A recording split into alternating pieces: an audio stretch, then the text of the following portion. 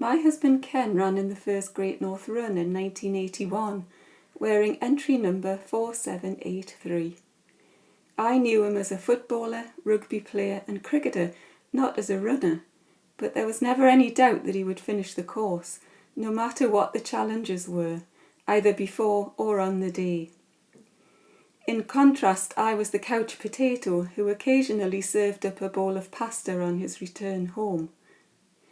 As with all of his other sporting activities, I was in the distant background, a legacy perhaps of having fallen off the box in gym class in 1967, creating in me a lifelong aversion to most physical activities. Times have changed since then, and couch potatoes are designated a health hazard. That probably wouldn't have made any difference to me if I hadn't met an inspirational conservationist in 2005 who was determined to restore 14 acres of specimen trees and shrubs on the Northumberland-Durham border and who needed lots of help. The very first visit to the shrubbery captured my imagination, and when we were all issued with axes with which to clean off the trunks of some of the neglected trees, I knew that I'd found a cause. So what has this got to do with the Great North Run? Well, I'd say that the same qualities that Ken showed in the very first run are needed in our conservation project, and the rewards and benefits are exactly the same, only the time frame is different. Instead of a couple of hours, it'll take us 20 years.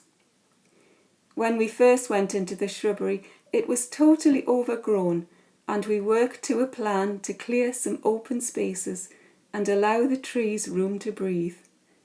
Little did I know that I would be part of a team of tree fellers and then be trained to care for rare plants that hadn't been seen for 50 years. Ken went out in all weathers to train for the run, building up the distance ahead of the day.